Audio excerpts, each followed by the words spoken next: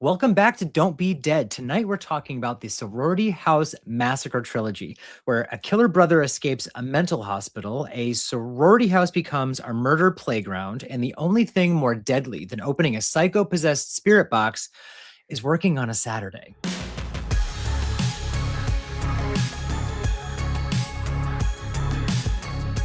Hey everyone, I'm Derek. I'm James, and tonight's episode is called Cleavers and Cleavage. That's right, because we're putting on our negligees and talking about the Sorority House Massacre Trilogy. Yay! Spoiler alert, this show is for people who we assume have seen these movies. I do feel overdressed, I will say. Well, for this episode. Why don't you go take a shower real quick? Yeah. I'm gonna go take a luxurious shower and squeak my breasts while I do so. The sound effects were sending me. Yeah. I cannot wait to jump into that shower. I'm gonna say this is gonna be like a mega episode because these three movies are jam-packed with showers, essentially. But before we can jump into our boss's luxury shower, it's game time. Oh shit! Okay, that was a great segue. Like, what a fucking weird. Okay, I cannot wait to discuss. Okay, so in honor of this incredible trilogy of films, today's game is called Mascaras and Massacres. Oh my god! Yes, I'm excited. And you should be too. So I'm gonna play you sound bites of the girls from select movies in this trilogy, and all you have to do is tell me which film in the trilogy it's from. Okay. This is hard. This is hard. Yep. Okay. I am confident in your abilities. Oh god, I'm nervous. That's better. It took me so long to realize what it was, and I'm like, oh, it's balloons. They're just rubbing balloons. Yeah. Like in a sound thing. Okay.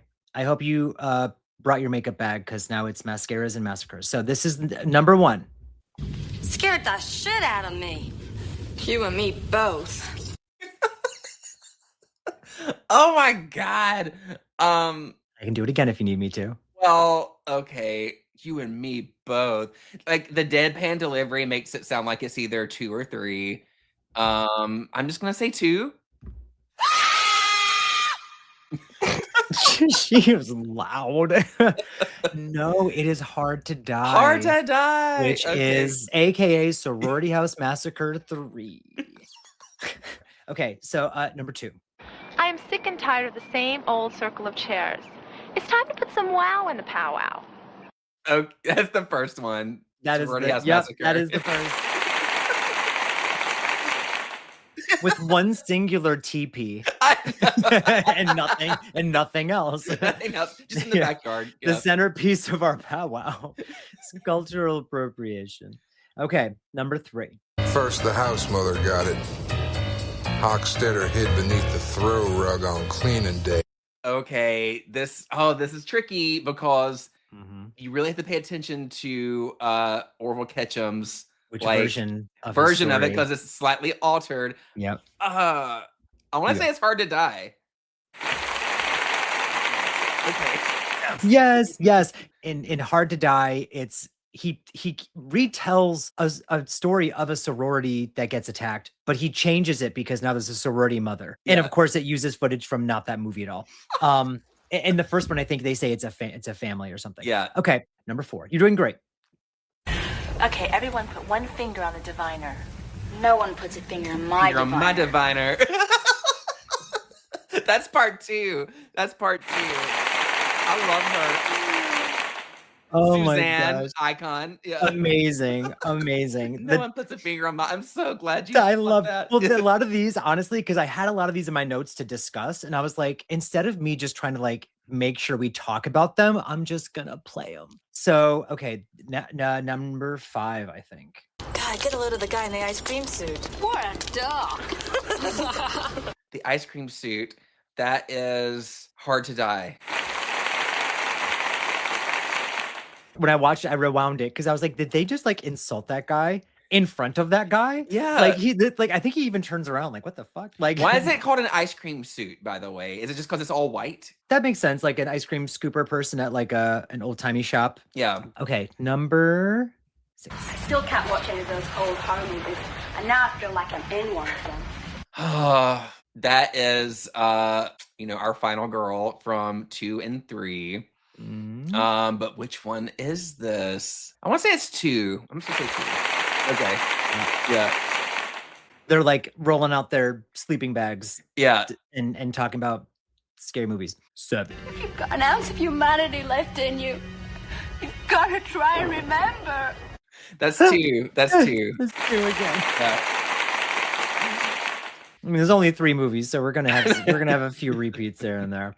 There was so much more of that when she's like, "Oh, you really hurt me." I felt bad for her, and I felt like, "Oh." I wanted the whole line, but I'm like, we're gonna get a copyright strike. I know. Okay, so number 8. Do you always have nightmares like this? Because one thing about being in a sorority is, other people have to sleep. They're so mean to poor Beth. Is the first one. Yeah.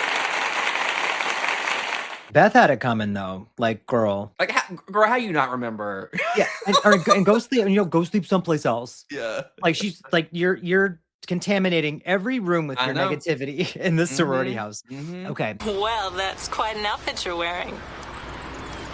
Kmart.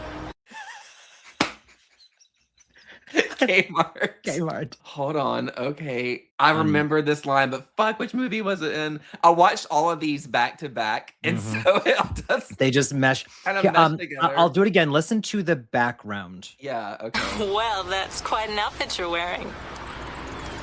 Kmart. Fuck, they're outside. I guess the first one? I don't know. First one?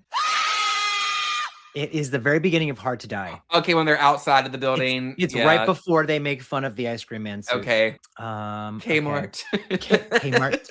Listen, says, Kmart was the shit. I don't it want to hear was. it yet. She says it like I say button. Okay. Button. Number 10. You're gonna cut this bullshit and get with the program or you're gonna be dead meat! I'm sorry to be so blunt, but we just don't have the time. That is probably one of my favorite lines from the trilogy, by the way. Okay. Play it again. You're gonna cut this bullshit and get with the program or you're gonna be dead meat! I'm sorry to be so blunt, but we just don't have the time. Hard to Die? Okay. It's, oh gosh, is it Jackie? Is it the character? Whichever character like locks herself in the office and is like, I don't want to leave. And she finally is just like, she has to shake her. She basically is the Patty from like My Bloody Valentine of the movie. Oh my gosh. And equally as adorable. Okay, this is the last one and you will get this one. I just want to get my clothes on and get the hell out of here. That's my favorite line of the entire trilogy. Hard to Die.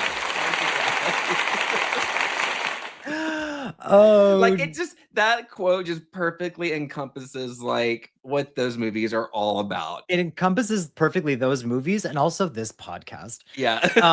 So that was Mascaras and Massacres, Derek, and you did good. Thank you, James. Thank you. Really for appreciate playing. it. That was awesome. Speaking of these movies, we were big physical media fans and collectors. I did not realize how expensive the DVD for Hard to Die has become. For $250, it could be yours on eBay. Yeah. Yeah. And if you want to buy it for me, anyone listening, let me know and I accept. Girl, same. There's 2 copies on there and we each would love one. Yep. Buy it. Please. I do have the VHS, which I love. The Vergers, beautiful. Like you said on the back, there's like 2 characters that aren't in the film at all. The photos don't match the movie. No. And on the DVD, what I noticed is there's a picture of like 2 girls in a car. And I think it's 2 girls from the movie and their like faces are superimposed as if they're driving a car to make it look like an action scene happens. And I promise you, there are virtually no scenes in cars in that movie at all. Okay. Even though we're very anxious to start doing inventory on a Saturday night and talk about Hard to Die, before that, we have to talk about the OG Sorority House Massacre from 1986. The year I was born. The year you were born. Yes. For those who haven't seen Sorority House Massacre, it's from 1986, directed by Carol Frank, who coincidentally was the personal assistant of the director of the Slumber Party Massacre film. And we Makes love a sense. female director in We horror. do. Shout out. Love We that. do. Pew, pew. And it follows a college student staying at her sorority house for the weekend. And she starts having visions that her homicidal brother, who just escaped from a mental hospital, is coming after her. And unfortunately for everyone else in the house, her premonitions are right. She wasn't making it up. Was not making it up. She also doesn't know what's going on. She starts off not knowing that she even has a brother. Okay. Think, bitch. Yeah. Like, I mean, did no one tell you? I'm one to talk because you can't get me to think. Yeah, so the character of Beth, she has like a memory lapse. She doesn't remember her childhood, but we see in flashbacks that she experienced some sort of childhood trauma. A killer murdered her entire family. She survived and had to go live with another family. Fast forward to her, being, I guess, 18, 19-year-old, freshman year in college, whatever, she's joining a sorority, right? And the house that she's staying in, we find out later, is the house that she grew up in. Just so happens. How convenient. Well, also, I'm sorry, we did just not that long ago have a episode about the movie Popcorn. So it was not lost on me how close the storylines are. Yeah. You're introduced to this character who has one name in this movie, Beth, and the killer keeps going, Laura. And you find out that Beth is Laura. Her middle name is Laura and her first name is Beth. No, her first name is Laura and her middle name is Beth. Yeah. So Laura Beth. Makes sense. Yeah, Laura Beth.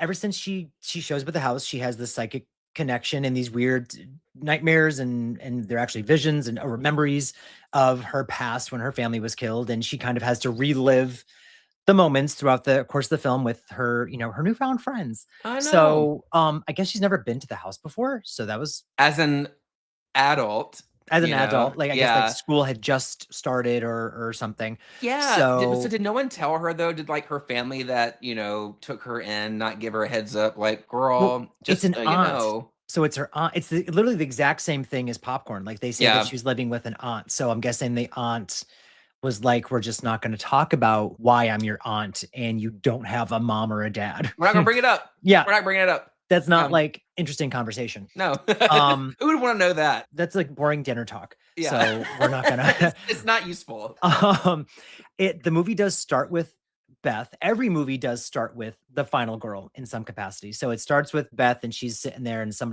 random person who we find out who she is later walks up and says, "What happened?" And she's like, "I guess it started when I walked into that house." And then like, like freaking Wayne's World, we go into a flashback or dream sequence. Yeah. And it's like doll faces on kids at a dining room table. Yeah. Dripping blood. There's marbles. A lot of people compare this movie to Halloween and Nightmare on Elm Street, like in theme and in story. Do you see those comparisons? Absolutely. This movie is trying to be Halloween so bad.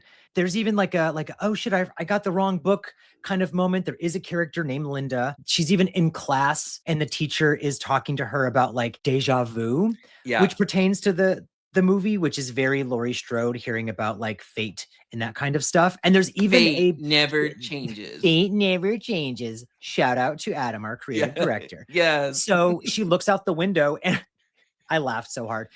She looks out the window and there is a similar like, oh, the killer's outside the window, except in Halloween, it's very subtle. It's creepy. He's across the street.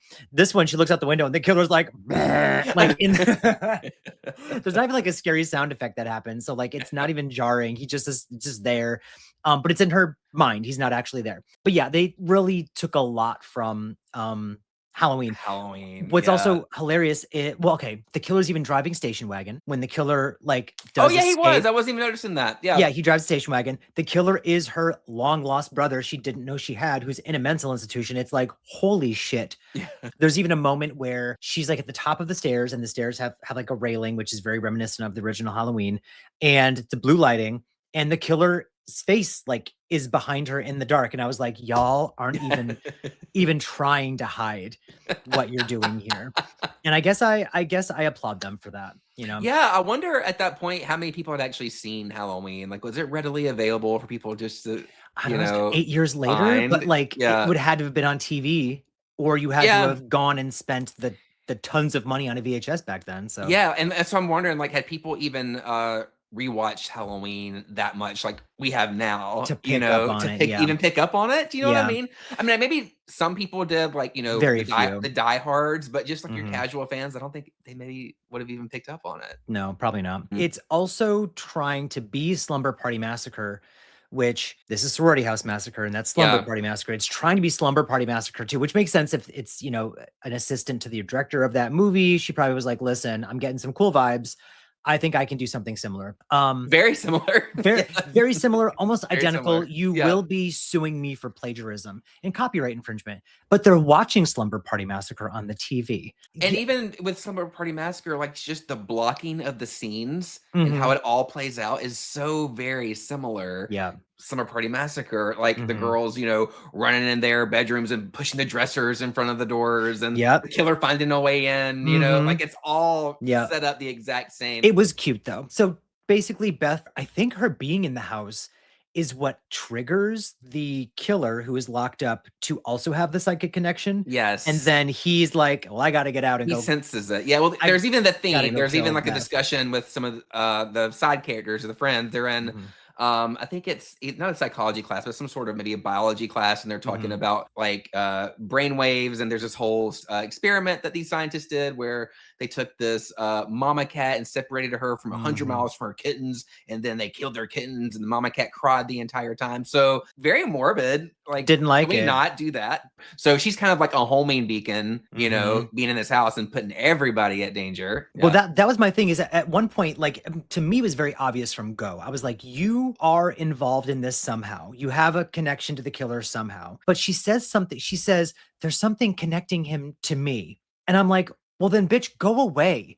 Like, because it was so obvious to me because he just wants to kill Beth, who was, I'm sorry, but like a real fucking drag. She was just like, wah, the whole movie. Still cute. Like, still, I didn't a hate little her. mopey. A little mopey. It was definitely giving pick me. She had Yeah. very few like lines of dialogue that were given to her where she could seem like a likable person who would be friends with these girls. Because I loved the dynamic with all the girls, the boyfriends. I thought that was a lot of fun. The cast in this was incredible. I was thought really good. like to be, just dead teenager movie. Like they Mhm. actually did develop the friends and the side characters pretty Yeah. well, and made you kind of root for them, even though you knew like, okay, all these girls are gonna die. Yes. And it gets to the point where like Linda, I found out was the name of, again, Linda is a character from Halloween, but she's in Yeah. here. And she is the second to last to die. She's the almost final girl. And I really thought she was going to make it. Yeah. Linda was a good friend the whole time. Everyone's like, Beth is weird. And she's like, guys, leave her alone. But then later, she's also a lot of fun and cracking jokes. And then when shit hits the fan, and we need a sense of urgency, she also provides. So She provides. Yeah, she should have been a survivor. In an alternate universe, I could Yes. see her coming back in like the fourth sequel, and it's like, oh, she was, Yeah. she survived. Yeah, she like got stabbed in the back. Right, like as a flesh wound. She's Yeah, she has nerve damage like Dewey from Scream. Right. A little trembling, but she's okay. Right, she has a little this and she takes Yeah. some pills. They do a fun job of establishing these characters with a like 80s rom-com style montage. Okay. I'm so glad you brought that up. Yeah. Because that's in my notes. Yeah. And someone on Letterboxd called that out too. Their entire description of this movie went like this, James. Mhm. I love it when a 74-minute slasher still takes a 5-minute break for a gratuitous montage featuring its female leads repeatedly undressing and trying on clothes set to an 80s pop song. How else are we going to get the girls out of their clothes? How else are you going to do it in this? And it's not a shower, it's an 80s montage where they're playing dress up. And I really appreciated that every movie had a different, almost legitimate, ridiculous reason to get the girls out of the clothes. I know. Yeah. Like, even though each movie takes the formula from the previous one and like it's like copy and paste on purpose. But with a different filter. With a different filter. Yes. It still is different enough. Like so the little montage, because they want to try on Cindy's clothes. Clothes. She's like, if time were to stop for everyone but me, and she wants to go try on this bitch's clothes. Although she did have some fits, like that. Her dorm room looked really cute. Like the decorations, the decor, Mhm. like all the 80s art and stuff on the wall. I was like, oh shit, this is really nice. The girls dressed cute. I will say the styling and like the costumes in this movie were fucking amazing. Like they the were main adorable. girls looked snatched head to toe. Yeah. Yeah, and like the character of Cindy, I kind of wish she came in, you know, like, and because they introduced her briefly, and she looks like she's like the rich bitch, you know, like I was expecting like, her to show up and Yeah. be like, oh, like my daddy canceled the ski trip or whatever. Why are you wearing my clothes? You Right. know? And then you're like, yeah. So I mean, they could have added 5 minutes to the movie. There is an extended version of this movie, believe it or not. Ooh. The UK version is apparently like 84 minutes. So we get an entire like extra 10 minutes. Wow. And what might that look like? Right. You know? Maybe Cindy does come back. I don't know what it looks like. If anyone's seen it, let us know what that looks like, but we should definitely try to find it and check it out. We should. And since I'm talking about Letterboxd stuff, the average rating for this is a 2.4 on Letterboxd, which I think's a little low. That's just me. That seems fine for me. So speaking of costumes and wardrobe, Beth did look cute. Beth's fits were cute. I loved her houndstooth, like checkered looking pants that she was wearing. Going to class. She was kind of giving like a Joan Jett wannabe with no personality, but she looked cute. Loved her hairdo. Her hairdo reminded me of like, was it Courtney Cox in that one Bruce Springsteen music video? It was giving Courtney Cox. Yes. I love the house mother, and that I wish we could have seen more of her. Another character that should have made a comeback at some point. Maybe in the extended 10 minutes she does. Maybe. That's true. I have a question. Yeah. Why did that one dude want to go rafting so bad versus staying like with his girlfriend for the weekend? Because we didn't have the budget to kill him, Derek. That's the fuck why. Okay. Because we didn't want the movie to go over an hour and 20 minutes. We did get boy butt though. We did. Loved that. The TP kill, you know? TP, because number one, I'm like, well, why do you want to do it in the TP? This is always a weird thing with 80s movies. Standing up. They always want to do it in like weird places and weird positions that are not comfortable, not clean. Not practical. When they're not practical, not logistic. When there are other options, like the sorority house, which is the full house, is empty. Yeah, completely and they're empty. like, let's go to the teepee. But then Mikey and I like it in the car. But then he runs off naked, and I absolutely love that. And he had a spectacular booty, and I love that he just runs in naked, and wang out. We don't see that, but the girls are like, "What the fuck?" And he was like, "Call the cops!" And I was like, thank you, sense of urgency, because the killer's going to get to the house. When's he going to get to the house? And he finally does, and it's the TP attack, and I loved it. We get the naked dude. He cuts the phone lines. I loved that. Both of them, because Cindy has her own phone line. Cindy has her own phone line. How did you know? He has a psychic connection to Beth, and he probably read her subconscious by accident. You're right. Logic. And then they're in the room. They're in like one of the bedrooms. And they're like, do we go out the door or the window? And he keeps like being at both. They don't know which one to go out. And one of the girls is like, my brain, we have a fire ladder. And just like reaches over and just has a full-size fire ladder just at her disposal to toss out the window. Do you have one of those? Of course, it's right next to me. Prove it. Duh, Derek. You pull up Tyler. Dangle him at the window. Bubba, help me. Help me. He's also an emergency phone and a fire extinguisher. I will say Linda on the ladder. Linda's character. Linda on the ladder. She like is going down, and then the killer shows up at the bottom of the ladder, kills the poor half-naked boyfriend, and starts making his way up, and he's like slashing and whatever. At her feet. I was in suspension. I was actually like, oh, wait. And then finally Beth starts putting it together. Like she basically has to replay how she survived the first time to survive this time. I did love, though, we were just talking about this with Adam the other day, like the Resident Evil thing of like, oh no, a pile of boxes. Can't go this way. And like they see like the dead boyfriend, one of the dead boyfriends on the floor, and they're like, can't go that way. Can't go that way. But if I were running from a killer and there was a body laying on the floor and behind the body was the front door, I'm sorry, I'd jump over the body and go out the front door and start screaming in the street. I'll come back for you, girl. You know? Yeah, listen, I got you later. I will say one person who did not live was, I don't remember her name, because a lot of the girls in these movies, for some reason, their names were not said enough for me to recall. And once we get into the sequels, the actors and actresses are in both movies, but their names are different because they're different people. So like, my brain could not. It's okay. I've seen these movies many times and I cannot remember their names. And it's okay. But I do remember the killer in this movie, when he sees some of the girls, he sees them as his like sisters or siblings or the people he tried to kill back in the day. So he calls her Janet, which I'm guessing is one of his other sisters he killed. And it's the girl that's like, he's looking right at me. Yeah, he's looking right at me. I loved her. He had the best style too. I loved her outfit. She did. And her personality, her vibe. She's the one who's like, do you have a sweater to go with this? Yes. And then she was like, no. And she's like, me either. Bye. Super cute. Yeah. She had the dream book as well. So yeah, she's like, guys, he's looking right at me. And they're all holding hands. The second he lunges, they go, run. And they abandon her. and then it cuts to her getting stabbed like, in the chest brutally, repeatedly. And I was like, y'all did fake Janet so dirty. They left her to die. And that was disgusting. I know. I don't hold it against Linda because, again, she's a bad bitch, but I do hold it against Beth. because she was so fucking boring. Well, that was going to be one of my questions. What did you think of Beth and / Laura as the final girl? She's almost giving Julie James in I Know You Did Last Summer, where she's kind of always, it was that kind of vibe. I didn't hate her. I just needed her to like pick up on shit a little faster, I think. Yeah. And maybe crack a joke. Because every time they're doing something fun, she's like, sorry, guys. Sorry, I'm not really into it. And then they're all such great friends. They're like, it's okay, Beth. And she's like, yeah, these dreams. Any other friend would be like, bitch, shut up. And like, have a shot, you know? So yeah. But what did you think of her? What were your thoughts on Beth? I didn't hate her quite as much as you did. Okay.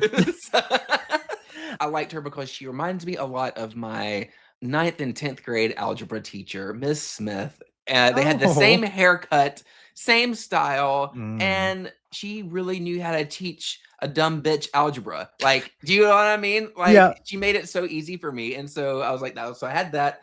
And her mopiness is not something I really vibed with, but just, she seemed nice. You know, she wasn't like a mean person, no mean-spirited. She was good and had good intentions and stuff like that. She just didn't know she had this psychic connection until she knew. She didn't know what she didn't know. Yes. It is one of those situations where the friends and the side characters are more interesting. You know, it's like the life of the party, life of the movie. Yeah. Yeah. So I get that. I understand. Yeah. What would you give it as like your Letterboxd rating overall? I think I gave it 2. 2.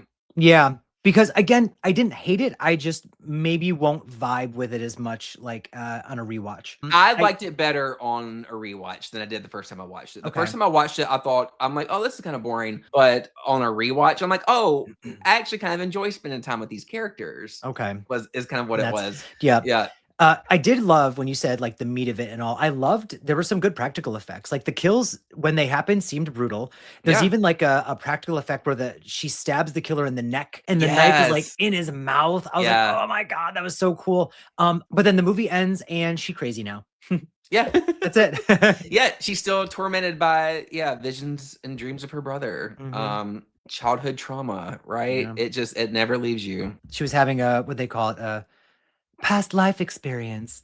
Although a past life experience. When she said it, I was like, a past life sense?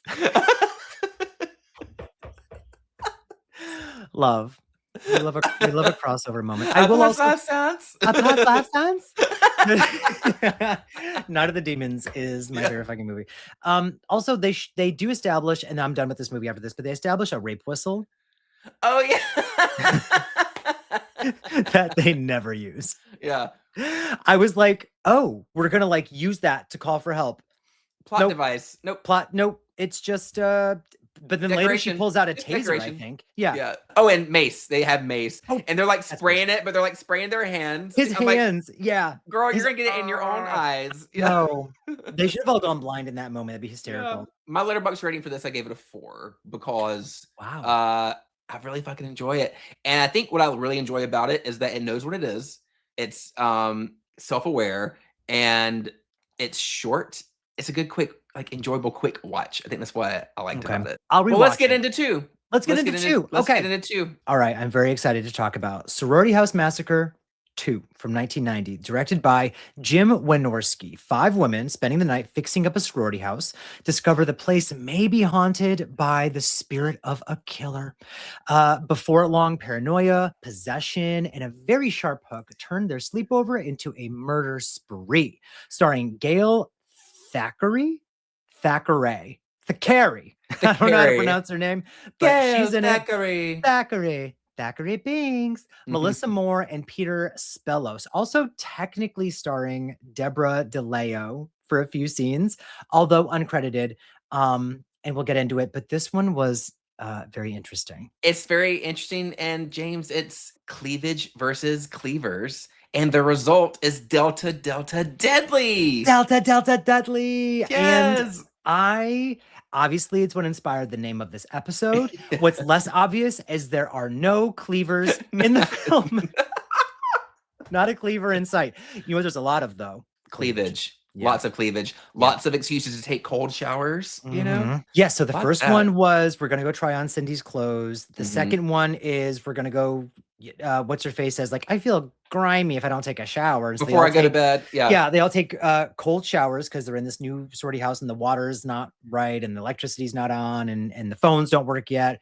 And then, we get a lot of, I would say, some of the best boobs in horror cinema are in this movie and the next one. I was like, oh, like, is this why guys go for these sometimes? Yeah, like nice rags. Yeah. Nice rags. Yeah. I get, you know what though? These look fake to me. I'm not like a boob expert, but these look like they paid good money for these and money well spent. Very well spent. And you know what? They probably paid extra to make sure that when they showered, their boobs squeaked. Talk about that, James. Talk about the squeaking. So okay. Now this is where I was like, oh, the movie knows what it's doing. Is there are so many scenes that almost play out like a parody. The movie plays out like a parody of the first film, but it turns everything kind of up like times 5. So we get the girls undressing, but now they're undressing and they're all showering, but each one gets a shower sequence. Each one undresses the same time. It's like 7 minutes straight of just boobies.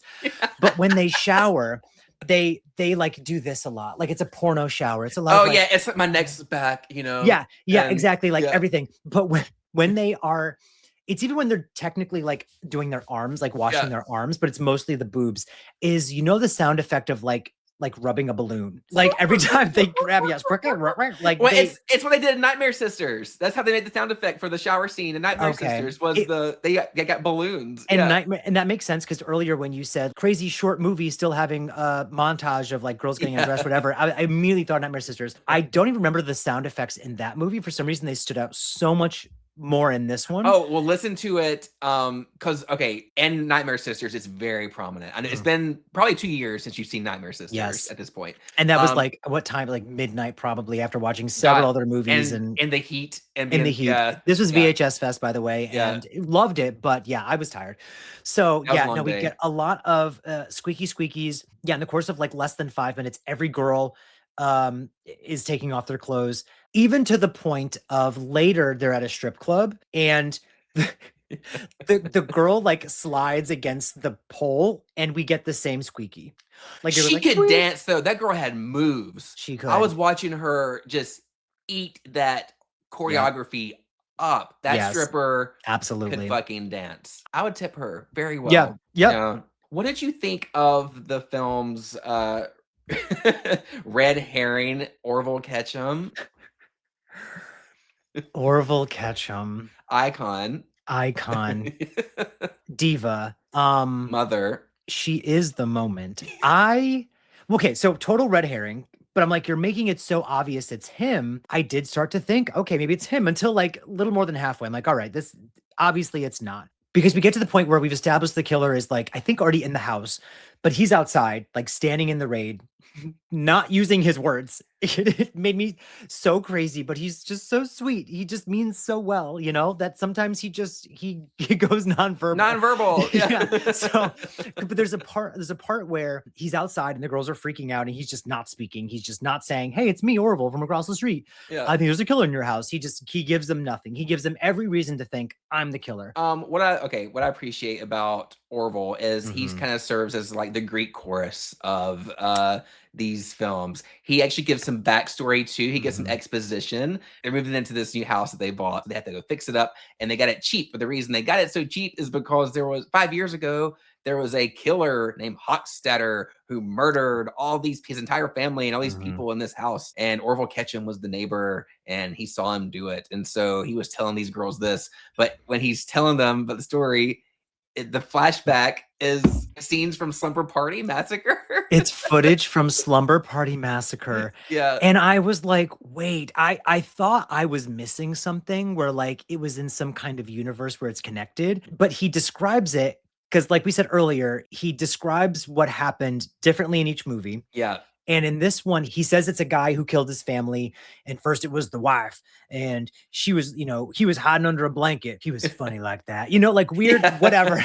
But the thing is, it's the coach, the basketball coach from Slumber Party Massacre. And she's finding the drill killer from Slumber Party Massacre who had no relation to her. Then we see him chasing, Deborah DeLeo, who is in, from Slumber Party Massacre, who was not his daughter. Like it was just so hilarious to me. Yeah. That they were like, well, we have the footage. So they use that footage. I mean, it's cheap too. It's cheap, but it's also like hilarious to do. I know. Because well, at first I didn't understand how are y'all allowed to do this? And then like, I realized, okay, this is Roger Corman owns all of this, and so you can use whatever you want. Really. Yeah, exactly. If you permission. And what's funnier? Because Orville Ketchum is amazing, but he's describing things that no one was present for. Again, we are visually seeing things that we know exist. Well, we know exist in another movie entirely. Like maybe back then people had no idea, but it kind of just for me made the whole like schlocky, campy, self-parody thing very apparent. And I never stopped having a blast after that. Not at all. What did you think of these sorority girls? I loved them. I loved them. Me too. So the line delivery is very, I forgot how you described it earlier when we were playing the game, but it's very like campy and deadpan. Deadpan. Kind of how I'm That's doing. what it is. Deadpan. Yeah. Deadpan. No one puts a finger on my diviner. My diviner. She's like, oh, the storm. Yeah, I heard on the radio it's supposed to hit around 8 o'clock. And I was like, what does that have to do with anything? The fuck? I love this movie so much, James. It's so good. The girls are are so great. It just knows what it is. It knows what it is so hard, in my opinion. I do judge the girls a little bit for wearing their skimpy, like Victoria's Secret outfits. And like carpet. And sitting on the nasty carpet in the hardwood floor. Yeah. I was like, y'all are so dirty. At one point, they don't clean up their messes. At all. They're barefoot. They're on like their knees and their shins. One of the girls goes like under a table and there's like food on the table still. They didn't clean up after themselves after dinner. I thought that was fucked up. But there's food on the floor. And I think lightning strikes and she like hits her head in like a quote unquote comedy moment. But I'm like, why are you even like kneeling on this floor? It's so gross. In your lingerie. It was disgusting. Because they even do the Ouija board moment. I love a Ouija board moment. And they're sitting they must have gotten so many like rashes and shit from sitting on that. But so Ouija boards. The first movie was a psychic connection. The second movie is we are using a Ouija board to summon spirits. Yeah. Because why not? We find out that we're in a house of where someone died. Right. And they try to summon Hochstetter of all people. And they're like, why not? And there's some that are reluctant, but they're like, well, we're bored. Would you have done this? Would you have participated in this activity? Not a vibe for me. You're not a Ouija board girl? Nope. Have you ever? No, and I won't. Really? You don't like that juju? I don't like it. It's weird because I don't fully believe in that stuff. But you're scared of it. I will not tempt it. Yeah, I'm scared of it. Yeah. Yeah. I'd do it. I'd do it. Well, you go ahead then. I think we should do it together at some point. No. Maybe at VHS Fest we're gonna do it. Oh, that's cute. We're gonna do it, James. Oh. You can be the reluctant. You're gonna be the final girl. I'm gonna be the dumb bitch that like unleashes evil. You're the reluctant. We're gonna have to do it. Smart one. Don't you ever. How dare you? Everyone's putting their fingers on my diviner. Everyone's putting my diviner's over here. Yeah. I heard it's gonna rain at 8 o'clock. The radio told doing me that. You're stupid.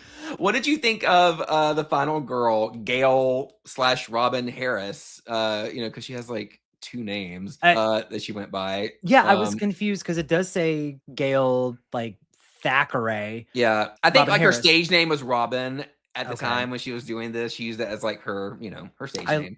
My verdict is I loved her. I love her. Having like a British accent, like me being a dumb American, it immediately makes her smarter. Oh gosh, 10 times smarter. Yeah. And I was like, everything you're doing and saying, I trust and I believe. And she just wants what's best for the girls and herself. But they do the Ouija board and it seems so fake. I'm like, this is so stupid. Like, obviously it's not working.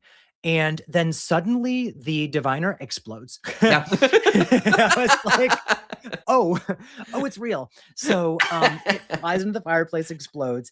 And then the whole rest of the movie plays out with, bitches be dying. Getting killed, just snatched. Snatched. Yeah, the way this works is like Suzanne is talking to her friend and she's like, I need a drink. And she goes down to the kitchen, opens up a bottle, and then she gets snatched. And what I love about the scene the most is you can see the fucking squirt bottle squirting blood onto the wall. You actually see the bottle, the shadow of the bottle in the frame. Yes, I love it so much. I was so happy because it happens a couple more times. Every time someone dies, there is a splatter of blood on the wall. You always can see the tube. In the frame, splattering the blood. And then what's even better is that maybe 60 seconds later, somebody will walk into the room, into a very well-lit room. All of the lights seem to be on, even though there's no electricity. Like the candles have lit the room so brightly. There's no shadows. Not only is the blood completely gone and there was no time to have cleaned it up, but the girl's walking around with like a flashlight or whatever. And she's like, I can't see a thing in here. It was so beautiful. It was like one of my favorite parts. These movies give me the warm fuzzies. They really do. Yeah. They're so perfect. The movie just got better and better and better for me as it went. Yeah. So the girls think it's Orville Ketchum because like you said earlier, they end up in the basement and they find like 2 dead bodies of like 2 of their friends. Huge basement. What a beautiful large. That's a nice basement. That's a very nice basement. Lots of antiques. Yeah, lots antiques. Of antiques. Yeah. Antiques. So they find the bodies, they run back upstairs. They freak out and 3 of them run outside and it's pouring and they see Orville Ketchum cross the fucking street. Pouring rain. He's like slowly starts walking towards them. Like, I mean, creeping, like mall walker, and they're like, oh my God, he's coming. And instead of just running down the road, they go back inside. They go back inside. Like, this movie, it delivers. Don't deserve this. Nope, we don't. I'm glad people probably appreciate it now. I wonder how they, if they appreciated it back then, because it is literally spectacular. It's a horror comedy, and I feel like the reviews on Letterboxd, I think people are watching it expecting to see like a serious horror slasher film. Do you know what I mean? Yeah. Like, that's not fair to these movies. No. Don't treat it like that. But it also, because I didn't know there was a horror comedy going into it. I thought it was gonna be like one of those movies that like thinks it's scary, but it ends up being fun. No, these next 2 movies, this one and the next one, are very cleverly, strategically meta. They are written meta as fuck and directed to be this way, and still is fun. The tone is similar to the first Slumber Party Massacre movie. Yes, whereas the sequels get silly and fun, and ridiculous. Same vibe. I think the first one tries to take absolutely. it seriously, and then these 2 they just go bananas. One of my favorite parts of this movie is later. They still think that it's Orville Ketchum, which I also love that name. I love this actor. I love this character. I love Orville Ketchum. So we think he's the killer. The girls think he's the killer. They're running around. Jess. Her name is Jess in this one. And she's the blonde. Melissa Moore. Thank you. She's like 6 feet tall. She's gorgeous. Loved her. She grabs a knife and they're like, what do you need that for? And she's like, protection. And they're like, no, we don't. And she's like, yes, I do. And then did you notice they run outside? And when they run outside, she has 3 knives. She's so disheveled. I fucking loved it so much because there's no transition to her grabbing the other 2 knives. She just has them all. 2 in one hand and 1 in the other. Did you know he filmed this in 7 days? He wrote the script in 3 and filmed it in 7. I need him to win an Oscar. And then right after this, 7 days later, he wrapped Hard to Die. Like they filmed these back to back. Oh my god! Within 2 weeks. We're gonna get into Hard to Die. in a second, and I absolutely cannot wait.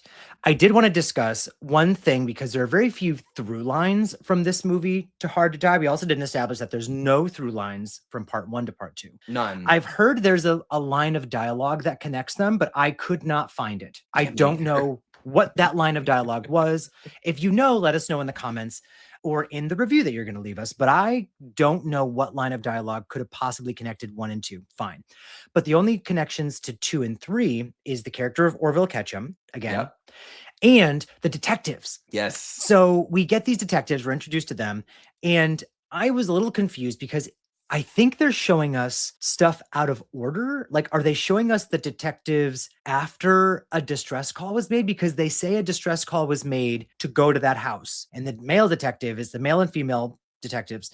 The male's like, that's the same house that massacre happened. And I always thought Orville Ketchum was a weird ass neighbor. And he probably did it. And I didn't have enough evidence. But what follows is they go to a strip club. They go to the detectives and away from the detectives and to the detectives. And I was like, there was no distress call made. The girls don't have a phone. No.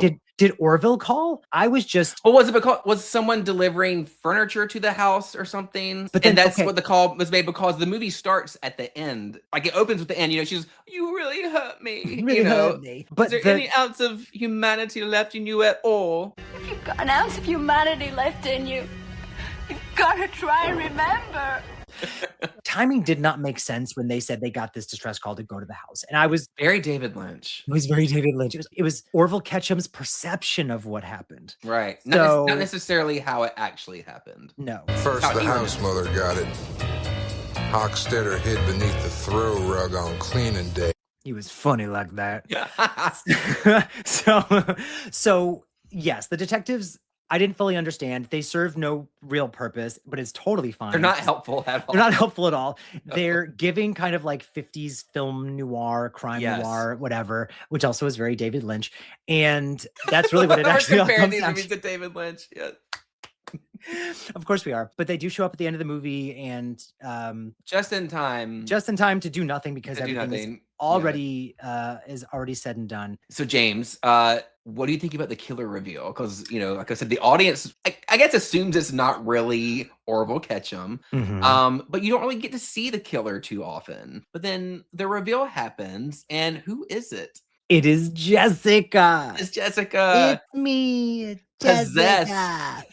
Possessed by the ghost, the spirit of Hockstetter. I was like, what's his freaking name again? Yeah. The drill killer who kills with a hook, but advertises a cleaver. Yes. So as the movie progressed, Jess seemed to be missing more times than not. Yeah. And then would show up after. So I did start to go, okay, that's a little weird. She has deep man voice. Yes. Like, if one of my friends started talking to me in someone else's voice, I wouldn't play 21 fucking questions, because she does stand there and ask her. She's like, I would. What are you doing? You would. James, what are you doing? What are you doing? What are you wearing? What are you wearing? What's that hook? Yeah. So she has the hook out and she's talking in like somebody else's voice.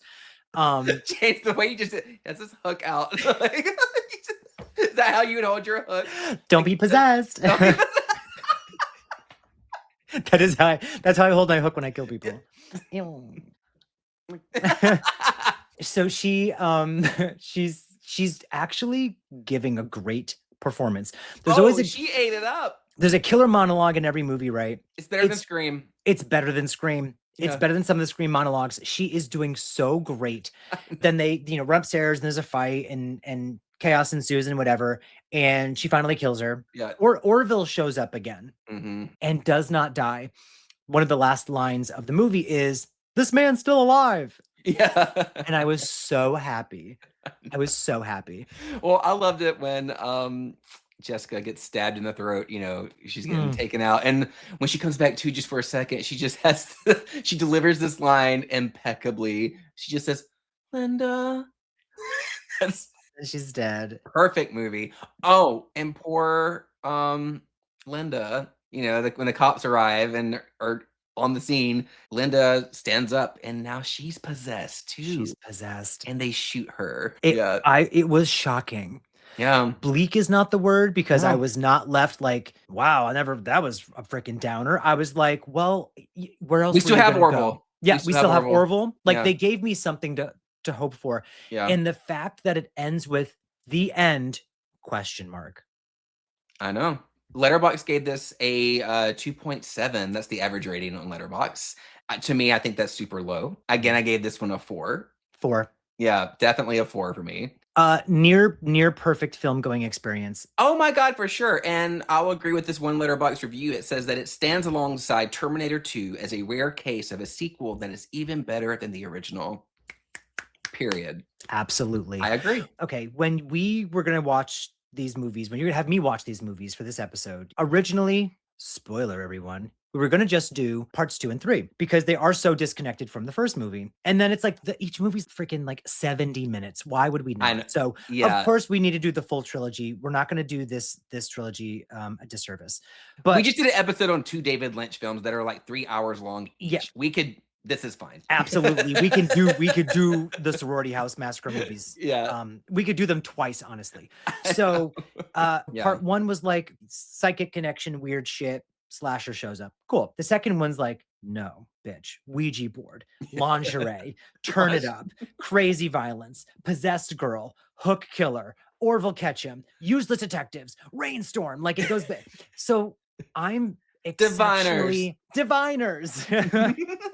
I am exceptionally excited to now talk about Sorority House Massacre 3, Hard to Die, which takes the amazingness of the second film and somehow manages to turn it up even more. Lingerie? No. Lingerie store. Like, thunderstorm? No. Thunderstorm in a freaking skyscraper. Like, you shower? Want... No. Yeah. Luxury shower. We're eating peanut butter and jelly sandwiches in part 2. This time we ordered Chinese. Ouija board? No. Spirit box. I think they say legendary spirit box. Like, you dumb bitch. I think it's Egyptian. They're even smarter in this one. They're so intelligent. And I love that they work retail. And she's like, I hate working Saturdays. If you work retail, there's no way you're not already working on a Saturday. Yeah. Love. Did you relate to this one so much? I did big time. The fact that they're doing inventory, they have to cancel all their plans. Cancel all their plans. Yeah. The thing is, when I do inventory, I'm like, I want to go home. So like, I want to do it faster. They kind of have that mentality, but they also don't. There's no sense of urgency to get the inventory done fast. But by one girl who, again, spoilers, as the movie progresses, you find out she is possessed by Hockstetter yet again. Hockstetter again. The bitch won't stay dead. So, but she's the one who is like, we got to get these boxes upstairs and do the inventory. She had good work ethic. So even though this movie is technically just like copy and paste from the second one, we do want to give each a brief synopsis of it, right? Yes. So Sorority House Massacre 3, Hard to Die, also filmed in 1990, also directed by Jim Wynorski. This follows a group of lingerie company employees working late open a cursed spirit box that releases the spirit of a drill-wielding killer. Suddenly, their office building becomes a slow-moving game of hide and seek with machine guns and lots of showers. Lots of showers. The shower is a huge plot point in this. Yes, and the movie's also described as the female Die Hard. I mean, that's how else do you describe it? I mean, with that cover, with that poster you showed us earlier on the VHS tape, obviously. How else would you describe this movie? Body yaddy yaddies. Yes. Yeah. Sorority House Massacre 3, body yaddy yaddy. Interesting enough, it says every place almost on the internet, directed by Jim Wynorski. Mm-hmm. The movie itself says directed by Arch Stanton. Did it? I don't know who that is. Like when in the credits it says? That's I have no idea who that is. Who is he or she? Who are they? I don't know. I don't know. But we're going to go ahead and say directed by Jim Wynorski. Who plays in this movie a porno director. Yeah. Love. And he did fantastic. Mm-hmm. He did great. And did you notice a cameo from Kelly Maroney? You know, I've looked for her. Is she supposed to be in the background or something? She is the girl. So it's the porn scenes happening and the French girl is kissing some guy and like his wife comes in wearing sunglasses. She's And the that's wife. her. Okay. Yep. Yeah. Yep. So it's a blink and you miss it because she's wearing sunglasses and like covering her face and she goes uncredited. But the fact that he directs Chopping Mall and she's in Chopping Mall, obviously, I was Yeah. like, okay, that's very cute. I love that. Mhm. She probably came in for like 5 minutes and was like, sure, I'll do this. Yeah. What are you doing today? Yeah, I'll buy you lunch. Yeah. So, Derek, who do we get back not playing anyone from the previous film? Well, we get back Melissa Moore playing an entirely different character. Mhm. I think her name is Tess in this one. She was Jess. Now she's Tess. Now she's Tess. Jess or Tess. We also get Gail / Robin Harris, who played Linda in Sorority House Massacre 2. Now she's playing Dawn in Hard to Die. And then our meet cute with them again is when we get the God, get a load of the guy in the ice cream suit. What a dog. it's so mean, but I still love them. What a dog. What a dog. And he looks back like, what the fuck? He wasn't that bad. No. He's like, what did I do? I thought he was cute. We don't even kill. We find out that Orville Ketchum, he's the janitor. He's the janitor. Janitor is your superior.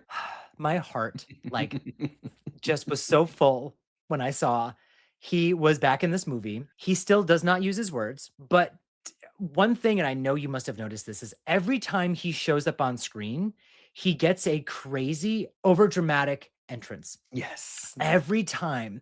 If it's an elevator door opening, if they just turn a corner, sometimes he's just there.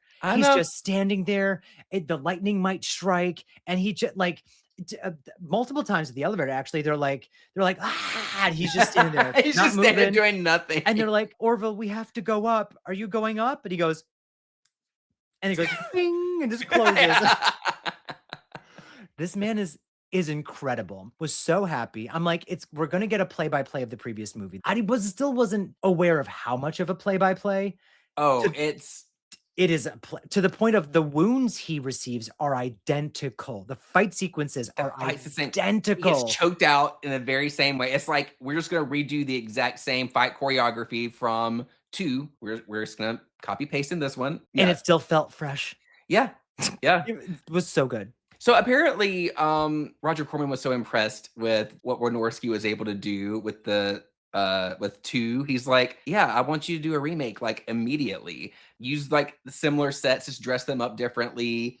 Use some of the same actors, just recycle those. And so he's like, he saw he could do a lot with a little, and so he's like, yeah, let's crank out another movie for the direct-to-video market, and let's make some money. So yeah. I love that Roger Corman noticed that, because obviously these movies cost probably nothing to make, and they had to have made a profit. Oh, yes, like of course. The VHS, the home video situation was wild back then. Yes. And I really loved this one. So I mean, I did like them all, but I was like, wow, with this movie.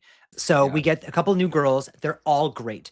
Yeah. They somehow are as good, if not better, than the girls in the previous one. But Shane and Jackie were hysterical. Yes. They have like back and forth banter. She's like, you look like shit. Boobs are hanging out. They add a balloon squeaky sound effect when she slaps her boob. Yeah. She goes, boobs hanging out, and she slaps it, which should be no. But instead it's literally the sound of like rubbing a balloon. I love your boob slap sound. I'll do it again for you. Yeah. I should do movies. You should. Yeah. Oh, that took me out. It was too real. That's why it was too real. It was. I can see it. Yeah. Oh, they're just so great. They are. I know. But yeah, like they recycle a lot of stuff. The girls are, instead of barricading themselves in dorm rooms, they're barricading themselves in office spaces, and they're shoving like file cabinets in front of doors and stuff like this. So the reason in this movie that we are removing our clothes is, well, it's a twofer. It's luxury showers. Yeah. Because their boss, I guess, has like this big, beautiful bathroom attached to his office. And in the middle of inventory, they're like, well, we should probably take a break And so they do this, the shower, we get the squeaky sounds. This time it's a hot shower. It's not cold. It's a hot shower. They Yeah. walk in on each other multiple times, but they want to try on the new lingerie that hasn't launched yet. So I'm like, oh my gosh, I love this. Like, you're one-upping the last one. Get naked. Get naked. So yeah, we get boobs, naked, lingerie. This time they're not really on the floor as much. I just want to say something about a shared bar of soap and how gross that is. But it's squeaky clean. I know. They did it in like the second one. It's like, here you go. And like after she gets out of the shower, she hands her the bar of soap. I'm like, ew.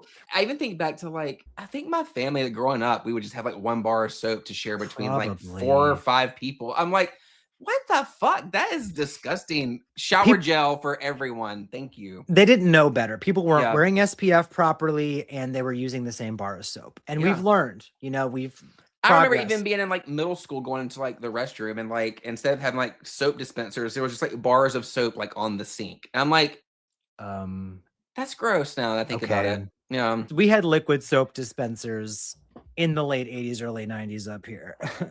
Well. but I was using the one nasty Dove bar of soap and sharing with my family. So dodged a bullet. So one thing we didn't discuss is the food delivery person. Oh, yeah.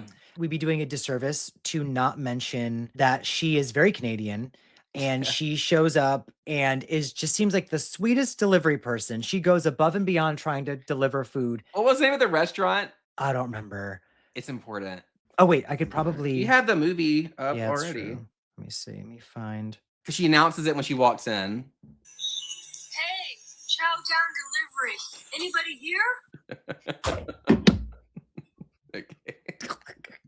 Yeah, so the delivery person from Chow Down Delivery. Chow Down Delivery. Chow Down Delivery. Anybody here? What a amazing wardrobe she's wearing. She's wearing like a muumuu, essentially. Yes, a nightgown. Yeah. And it's to hide the flame suit underneath her, because for what's about to happen to her. What a mean-spirited death. I know. It's probably the meanest one. Yes. Yeah, in the whole movie. Burned alive trying to deliver some Chinese food. Yeah. Very unfortunate. Loved her. She was great. We get the lingerie, the boobies, the whatever, and then we get the iconic line of I just want to get my clothes on and get the hell out of here. I love her so much. I love her. I will say, she's a character that does not make it to the end of the film, and I thought that was a huge disservice. I know. She made it to final 2. She made the final 2, and I loved her, and she was fantastic. Oh, she was amazing. Yeah. Another kind of like callback moment. The girls are still thinking that Orville Ketchum is, who's killing everyone. They don't realize that one of these bitches is actually possessed and picking them off. But there's another scene where they're trying to leave. They're fleeing. They're going out of the front lobby. The front door's there. We're going to escape. We're going out of here. Orville is standing right there in front of the exit doors. And you see him just slowly walking towards them. And all he had to do was say, "Girls, there's a killer. Get out." Nope. Nothing. Nope. Causes far more deaths. I know, he's a man of few words. Yeah. If you're not going to read I was gonna say, if you're not gonna read my body language, but his body language is terrifying. He is full on giving serial killer. Another thing that I loved, because again, these movies kind of like take things from the previous one and they redo them or rehash or whatever, is all of the movies technically have we have to go to the basement moment. They do spend most of the time in the basement and the shower in this movie. Basement, shower. Like I said before, only one girl's actually trying to do the inventory, which is crazy because they do very little, but they are constantly complaining about the inventory. Inventory sucks. Inventory does suck. I don't recall them ever actually counting anything. Just moving boxes and then trying to close on. Yeah. And so I guess that's their greatest sin, and they deserve to die. Poor Melissa Moore. Her character does not last long in this movie. I think she's one of the first to go, if not the first to go.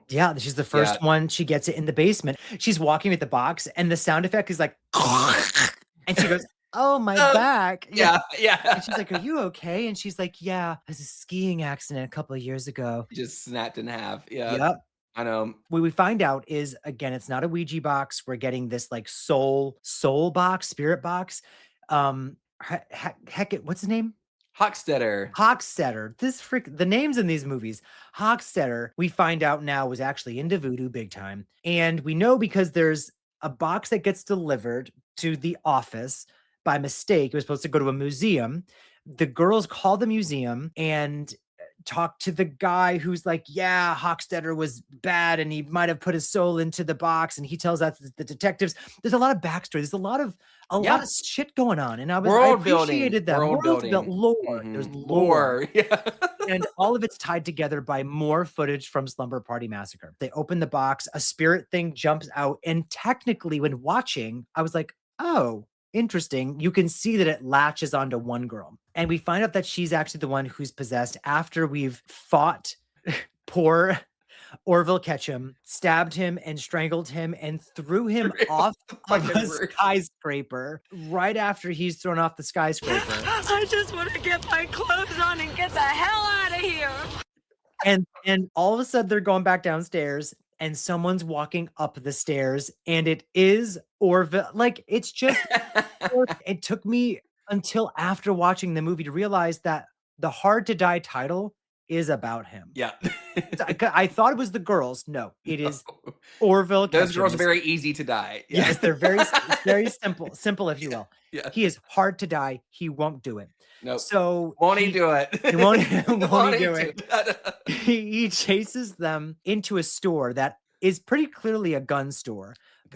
Maybe 3 minutes later, one of the girls picks up a gun and she's like, where are we? It's a giant rifle. And there's a bunch of shit that goes down, Derek. Where are we? Can you tell us about just what happens? Bitch, they start shooting. And they don't stop. They don't stop. There's lots of shooting. Possessed girl has a gun. She's shooting. She kills poor I just want to get my clothes on girl. God. But a lot of missing too, because she does hit Jackie, but there's a lot of like to the side, and like and the girls are just like out in the open. I know. Not getting until Orville's involved, because then all of a sudden they show Orville and he's like, wait, and he gets shot. Yeah. Yep. Oh, it's lots of shooting. It gets to the point where we think all is said and done. Orville is dead. Possessed girl is dead. Everyone, no. Possessed girl wakes up, gets downstairs. Orville picks up a gun and starts shooting, and the two of them just each other. It is just over the top.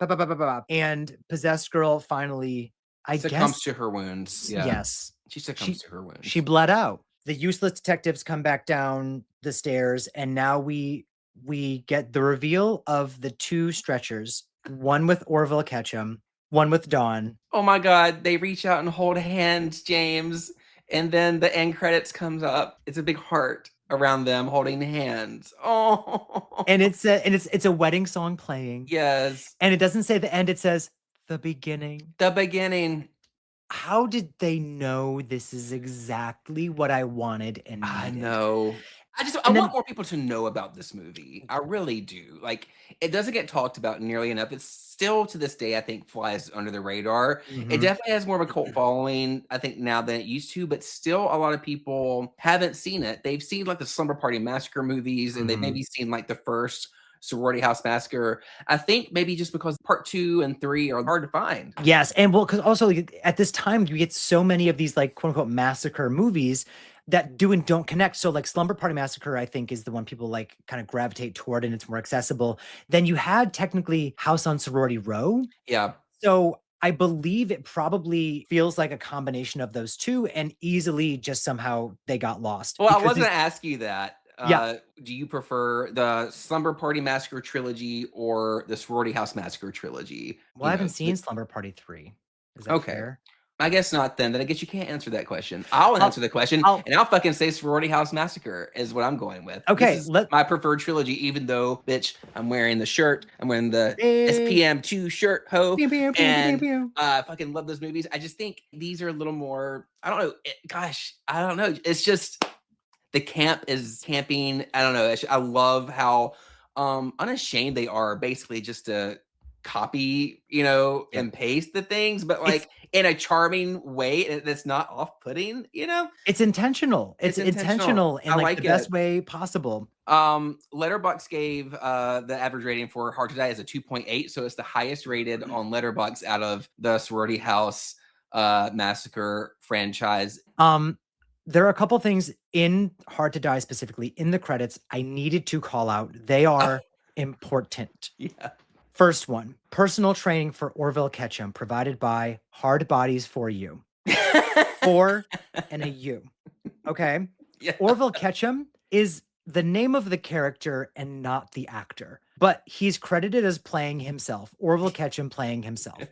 The actor appears in Heartbreakers from 2001, in City of Angels from 1998. He's actually in Freddy's Dead, it says. So I need to watch these movies, need to find him. What really breaks my heart, and it hurts me to say this right now. Well, number one, he has passed. So we don't have that actor anymore. In like 2023, like kind of recently. Yeah. Not long ago. That is someone I would have absolutely sought out to meet if they were doing conventions. For sure. What really breaks my heart, and I went to the internet real quick, Derek, to look for this, and it does not exist. It gives us a Marvel Cinematic Universe ending, and it says Orville Ketchum will return in Orville in Orbit. There is no Orville in Orbit. There needs to be. My stomach hurts saying that to you, because can you imagine? I know. Orville in space. Yeah. Can you imagine? The possibilities are endless, and that's the perfect sequel to this. Is take them to space. Take them to space, and like, so copy paste the same scene mapping, same blocking, everything, and just put them in space. It's Sorority House Massacre and Jason X. Yes, that's all it needs to be. Can someone write it? I know. Okay, but Todd Farmer probably can. He can, and he will, and he'll definitely put himself in the movie too. So naked was bald ass, because who am I to talk? Hey, yeah, I think he's cute. He was. So just to kind of like sum up, these 3 amazing movies, the Sorority House Massacre trilogy, because all good trilogies come in 3s. All the movies start with a lead, kind of having to recount what happened. Yeah. I do think 2 and 3 do it in a way more fun way, but part 1 does start with that. And we have to kind of backpedal and find out how we got here. Sorority House 2 is unrated. Hard to Die is NC-17, which is hysterical because nothing happens. It's just there's not even any sex in it. Yeah, it's just boobs. So dumb. I don't even think there's bush. I think it's just boobs. Yeah, that's it. All 3 movies have like, a guy that killed his family storyline, although it's told completely different in each movie. Slumber Party Massacre does technically appear in all 3 of the Sorority House Massacre movies. And like we said before, all 3 movies they're all linked to something like otherworldly, I guess. Supernatural a little bit. Psychosis, Ouija board, voodoo box. Yeah. Which I thought I was going to get straight on slasher massacre movies, and I was pleasantly surprised to not. They're more creative than that. Very creative. James, of all 3 of these, how would you rank these, like top to bottom? In this moment right now, I think I would give the upper hand to Sorority House Massacre 2 by a smidge, and then Hard to Die. But when I first watched them, I think it went to Hard to Die. So they're both 1 and 2 respectfully, regardless. And then my number 3 would be the original. Okay. Where are you? Right now, it's Hard to Die, Sorority House Massacre 2, and then the first one. But they're all like right there. On Letterboxd, I rated all 3 of these 4 stars because I love them so much. You love them, yeah. I do. I love them so much. Okay, so out of the 3, which do you think had the best final girl? Oh, it's Dawn in 3. It's Dawn in 3, right?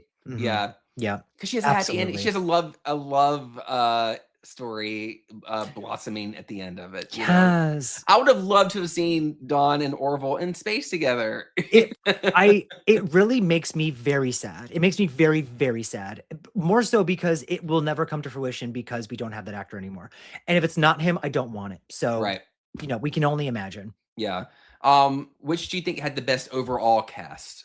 Ooh, I'm gonna have to give that to Hard to Die as well. But don't sleep on the cast of Sorority House Massacre 2, because they all were fantastic For whatever reason, for me, it goes to Hard to Die. Yeah.